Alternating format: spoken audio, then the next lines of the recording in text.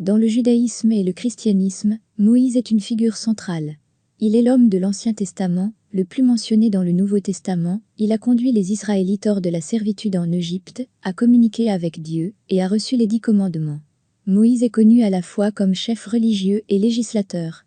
Dans l'islam, Moïse est aimé et respecté. Il est à la fois un prophète et un messager. Dieu le mentionne plus de 120 fois, et son histoire s'étend sur plusieurs chapitres.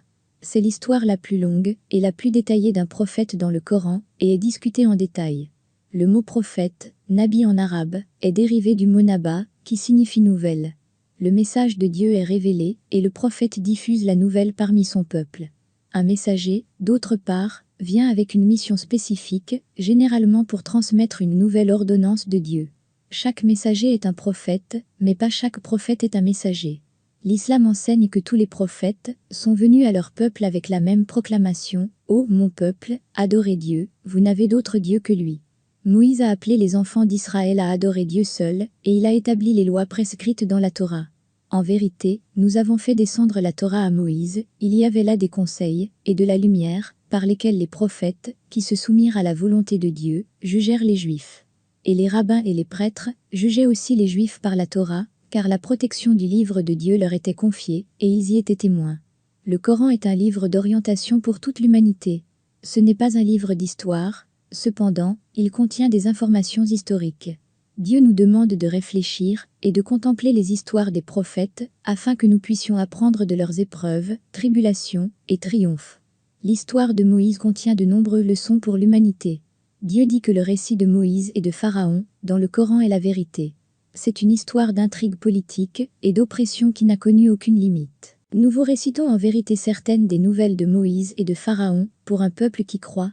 En vérité, Pharaon s'est exalté dans le pays, et a fait de son peuple des sectes, affaiblissant, opprimant, un groupe, les enfants d'Israël, parmi eux, tuant leurs fils, et laissant leurs femmes vivre. En vérité, il était de ceux qui commettent de grands péchés et crimes, des oppresseurs, des tyrans. Moïse est né dans l'une des périodes les plus chargées politiquement de l'histoire. Le pharaon d'Égypte était la figure dominante du pouvoir dans le pays. Il était si incroyablement puissant qu'il se considérait comme un dieu et personne n'était enclin ou capable de contester cela. Il a dit « Je suis votre Seigneur, très haut ». Pharaon a exercé sans effort son autorité et son influence sur tout le peuple égyptien. Il a utilisé la stratégie de diviser pour mieux régner.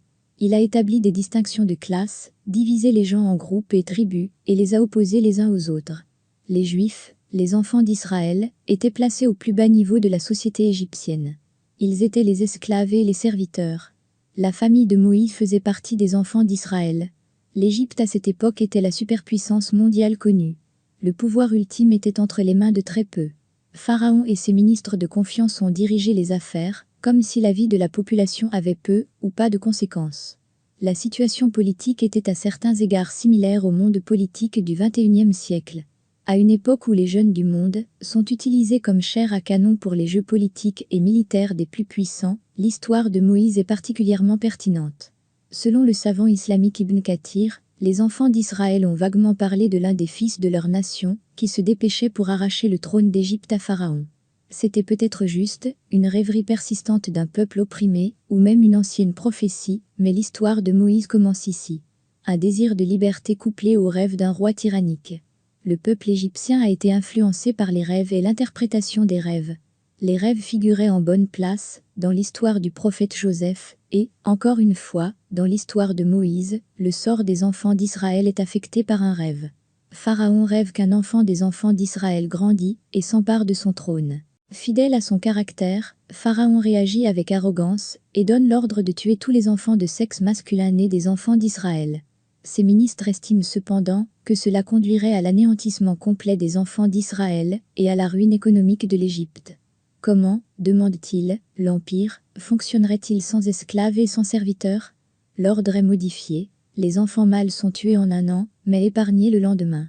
Pharaon devient si fanatique qu'il envoie des espions ou des agents de sécurité pour rechercher des femmes enceintes.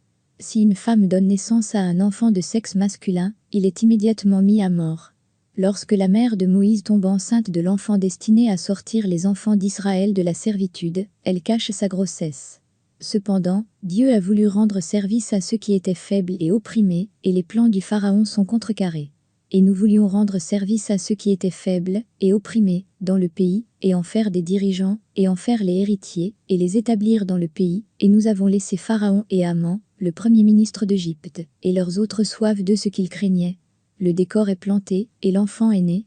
Le vent du changement commence à souffler, et Dieu démontre que les humains peuvent planifier et planifier, mais Eux Alone est le meilleur des planificateurs.